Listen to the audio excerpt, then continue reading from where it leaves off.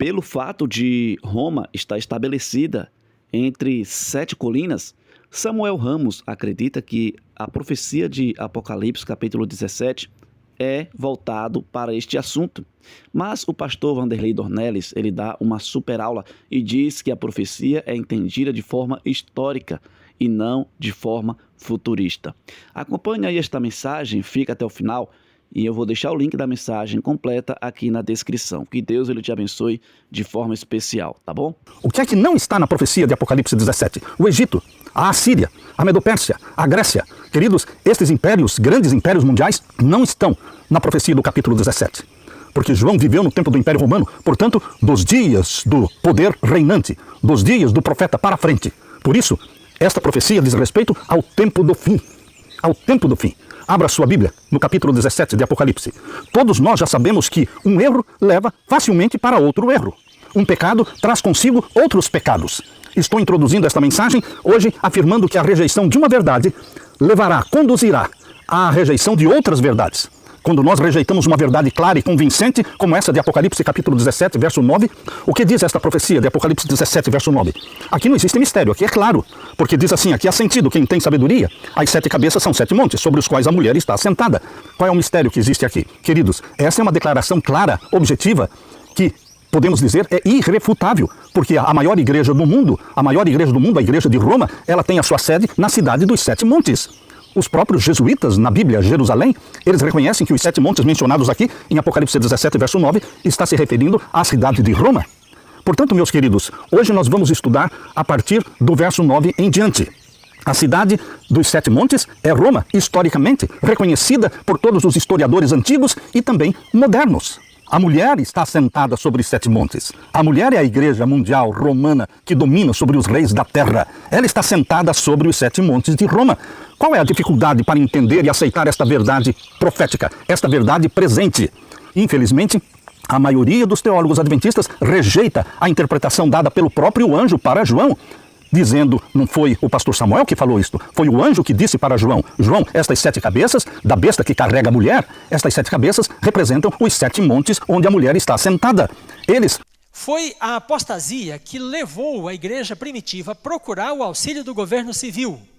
Então agora ela começa a falar da formação da besta, que é exemplar para o entendimento da formação da imagem da besta.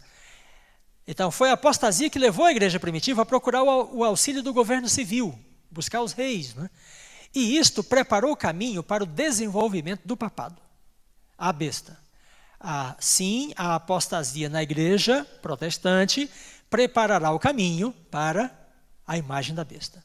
Bem, então aqui ela faz uma comparação muito clara.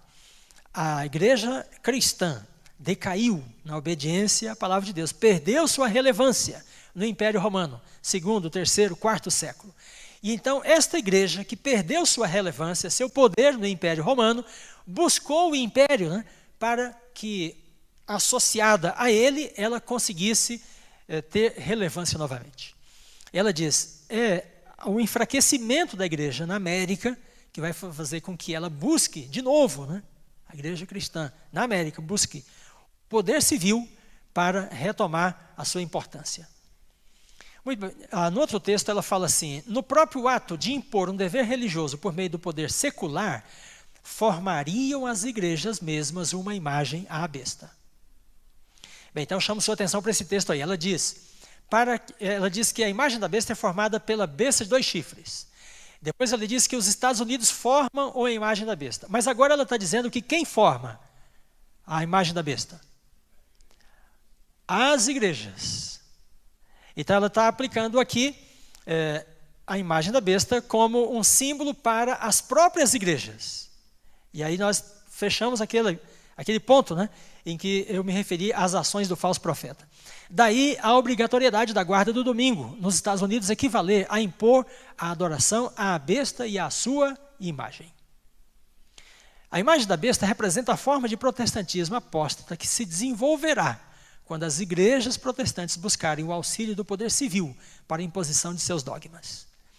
Bem, então, em todos esses textos aí, Ellen White está falando basicamente em cima, né, da transição que nós temos no Apocalipse 13, 15, né, quando fala que a besta de 2 chifres comunica fôlego à imagem da besta. Então, a besta está morta, está inerte, não pode fazer nada. Mas quando ela recebe esse pneuma, esse fôlego de vida, então ela volta a agir, porém volta designada, né, como imagem da besta. Muito bem, então aí nós confirmamos essa ideia inicial de que estabelecemos em cima de Apocalipse 13, 11 e 18, né, de 2 fases diferentes e 2 poderes diferentes em ação. Então, inicialmente, há as ações das igrejas e depois do Estado americano. Então, nós poderíamos dizer que quem socorre a mulher pura de Apocalipse 12, né, quem dá guarida à mulher, quem dá proteção a ela, não são as igrejas americanas. Quem é que dá? É o Estado. O Estado é que dá essa proteção. É o Estado é que mantém esse regime, né, que proporciona condições para a mulher sobreviver e cumprir a sua missão. Porém, há um outro poder religioso paralelo que vai trabalhar para fazer com que o Estado, né, de amigo, de aliado, se torne num poder intolerante. Muito bem, então, esta é a primeira fase do estudo. Eu vou passar para a segunda, que é um pouco mais breve, para nós fecharmos o ponto. Uma coisa que sempre me chamou a atenção em relação à interpretação de Apocalipse 13, né, relacionando essa segunda besta com os Estados Unidos, sempre me chamou a atenção, é o fato de que todas as profecias em Daniel e no Apocalipse são repetitivas ou são recapitulativas. Então, os mesmos poderes são mostrados várias vezes. Daniel 2, Daniel 7, Daniel 8.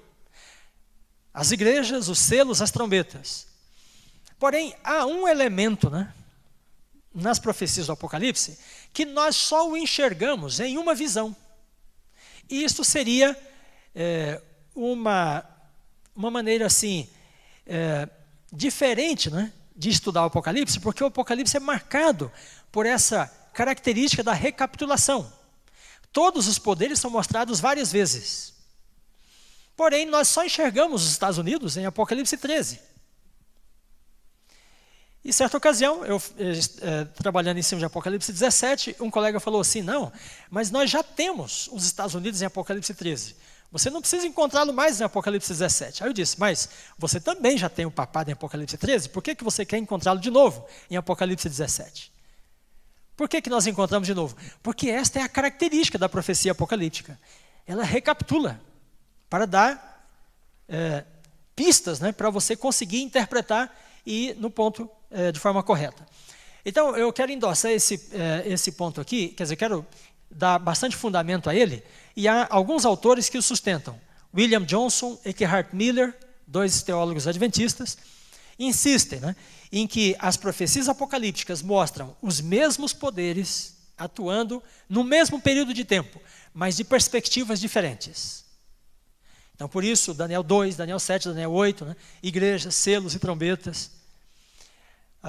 Porém, quando chegamos a Apocalipse 12, 13 e 17, apesar de nós termos aí símbolos parecidos, nós não aplicamos essa metodologia a Apocalipse 12, 13 e 17. A metodologia da recapitulação.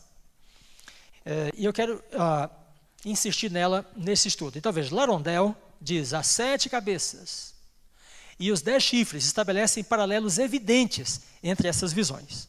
Apocalipse 12, 13 e 17. O símbolo principal descrito aí, o dragão, a besta tipo leopardo e a besta escarlate, os 3 têm essa característica em comum, o que, segundo ele, junta as 3 visões. E aí, para você entender Daniel 7, precisa entender à luz de Daniel 2 e à luz de Daniel 8. Né? Para entender as igrejas, precisa entender à luz dos selos e das trombetas. E para entender Apocalipse 13, e 12 e 17, precisamos também entender à luz uma visão da outra. Né? Uma vai esclarecer a outra. Kistemaker, que é um teólogo protestante, diz a besta escarlate de 7 cabeças e 10 chifres é descrita nos mesmos termos do dragão e da besta que sobe do mar, o que estabelece esse paralelo. Muito bem, então eu quero mostrar o paralelismo, né, e ver como ele nos ajuda a entender especificamente a identidade agora do oitavo rei. Bem, então eu vou tomar pelo menos um verso de cada um dos 3 capítulos, para a partir dele estabelecer a metodologia para o estudo da identidade do oitavo rei e da besta de 2 chifres. Então, primeiro, Apocalipse 17:10, o profeta fala assim, o anjo falando com o profeta diz, né, as 7 cabeças são 7 montes, 7 reis, dos quais já passaram 5, um existe e um ainda está para vir. Então, falando no tempo de João, né, o anjo se referia a Roma como o rei que existia e ao papado como aquele que ainda viria na Idade Média. Então, nesse caso, nós temos Apocalipse 17, né, essa visão de 7 poderes que são sucedidos lá no final por um 8º poder, um 8º rei. Em Apocalipse 13, versículo 3, né, diz, uma de suas cabeças foi ferida de morte. Mas o interessante é que quando a besta é ferida numa das cabeças, ela deixa de agir. O que significa para nós que tudo que está descrito em Apocalipse 13, 1 a 10, tratando da Idade Média, né, são as ações da besta através de apenas uma de suas cabeças. Essa aqui é a ferida, segundo Apocalipse 13, 3. E as outras 6 cabeças, quem representam? Bem, então, se a 7ª cabeça é Roma papal, então as demais cabeças são Roma, Grécia, Pérsia, até o Egito. E por fim, aí chegamos no capítulo 17. O dragão persegue a mulher por 1260 anos, ou melhor, Apocalipse 12. Né? Quando diz que o dragão se levanta contra Cristo, para tentar tragar o filho da mulher, né? O dragão representa aí Roma. Mas depois diz que o dragão persegue a mulher por 1260 dias, ou anos. Então, nesse caso, o dragão representa quem? Além do Império Romano, ele também representa o papado medieval, que persegue a igreja por 1260 anos. E depois, no versículo 17, o profeta diz, e o dragão irou-se contra os remanescentes da mulher, os que guardam os mandamentos de Deus. Foi pelejar contra estes. E agora, quem é que o dragão representa quando diz que ele vai perseguir os que guardam os mandamentos de Deus?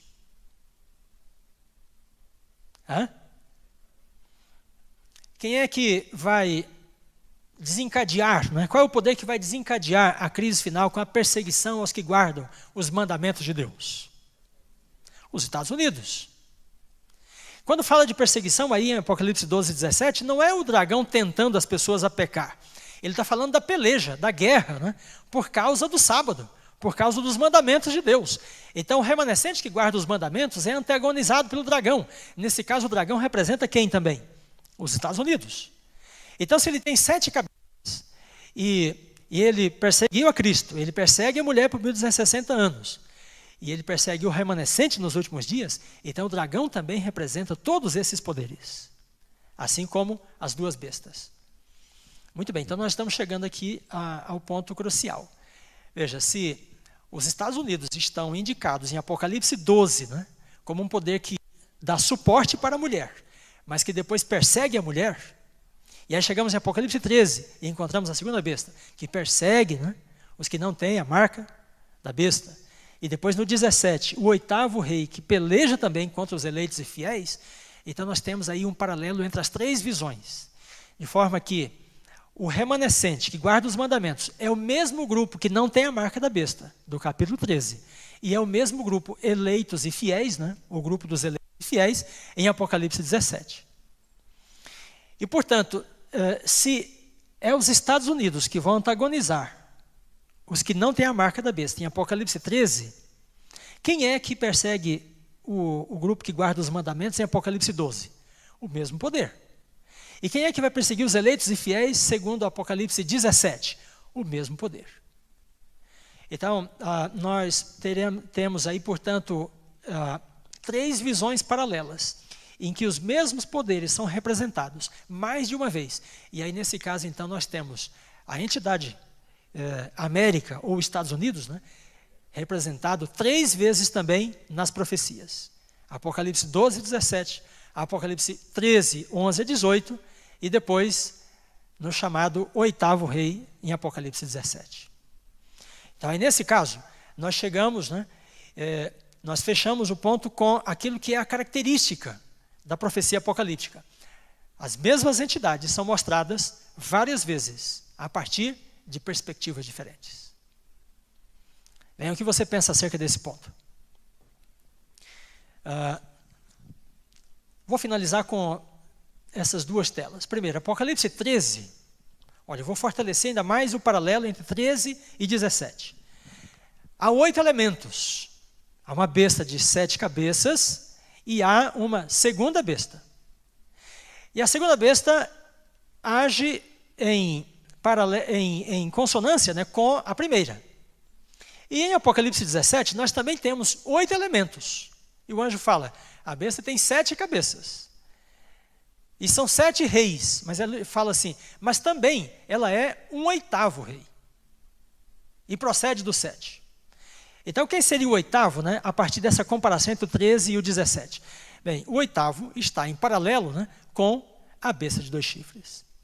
Então, os Estados Unidos vão reproduzir um fenômeno próprio da 7ª cabeça da besta, a união de igreja e Estado. Nesse caso, faz sentido dizer que ele é a imagem da besta, porque há uma semelhança, a partir da estrutura de poder que ambos desenvolvem, a partir da união de igreja e Estado. Algumas pessoas ficam confusas quando o texto bíblico diz assim, o 8º é um dos 7. Eu quero fazer uma menção rápida a esse ponto para enfatizar o seguinte, que na verdade o texto bíblico não diz que o 8º é um dos 7. O texto bíblico, na língua original, simplesmente diz que o 8º é dos 7. Não tem o numeral 1. Então, quando as pessoas dizem, não, o 8º é o mesmo 7º. Bom, então já não é um 8º, porque se são 7, são 7. E se são 8, já não são 7. O 8º é dos 7. Esta seria a tradução literal do texto. E a preposição grega ek, ela pode ser traduzida por provém de, é dos, e poderia ser interpretada como sendo da mesma natureza. Então, o 8º, segundo a linguagem colocada ali, ele é do 7, no sentido de ser da mesma natureza dos 7 anteriores. É um 8º rei, parecido com os 7 reis anteriores. Se os 7 reis são 7 impérios, o 8º deverá ser também um império. E aí então nós estaríamos em consonância com aquilo que o texto bíblico diz. Muito bem, então o 8º poderá ser, irmãos, possivelmente seja, o 8º rei, possivelmente seja o mesmo poder que desencadeia a crise final. E ele é chamado assim em Apocalipse 17, e é chamado de a segunda besta em Apocalipse 13. Mas nós temos aí o mesmo período histórico em foco, a crise final, e o poder-chave dessa crise. Em Apocalipse 13 é o da segunda besta, e em Apocalipse 17 deve ser do 8º rei. Eu gostaria então de finalizar aqui recuperando alguns pontos lá do início. E o ponto principal que eu procurei estabelecer. Apocalipse 13, 11 e 18 fala de uma besta de 2 chifres. E 2 chifres são 2 poderes. Então há inicialmente as ações de um poder de natureza religiosa, de um falso profeta, que representa as religiões americanas, que se desviaram da palavra de Deus, e que buscam o poder do Estado para voltar a ter relevância na sociedade americana. E depois nós temos então as ações de um poder de natureza política e militar. E esse poder então age como uma imagem da besta. As suas ações são parecidas, são exemplares das ações da primeira besta. Eu disse também que o que está morto em Apocalipse 13 é a própria besta. E ao ser comunicado fôlego a ela, ela volta, porém volta como uma imagem da besta, e não como a própria besta. Bem, então com isso nós procuramos dar bastante atenção ao próprio texto, para que a partir dele a gente consiga extrair aquilo que ele quer revelar acerca do tempo, e dos acontecimentos em questão. Bem, irmãos, ao finalizar este estudo, quero lembrar Apocalipse 6, 14 a 16. Por mais forte que o oitavo rei seja, por mais forte que seja o poder representado pela besta de 2 chifres, quando o céu se abrir, esse poder estará em completa confusão. Porque o texto diz, os reis, os grandes, os comandantes, os ricos, os poderosos, vão se esconder nas cavernas. Então não há por que ter ansiedade, preocupação, estresse, né, se você está com Cristo. Porque aqueles que estão com o Cordeiro, né, vão vencer. Vencem a besta, vencem a imagem da besta, vencem o número da besta e vencem o próprio dragão. Apocalipse 12, verso 11. Então que Deus te abençoe, que Deus te ilumine e que a nossa expectativa, né, esteja para visualizar em breve, né, esse quadro. É a nossa esperança. Jesus vindo em glória e majestade.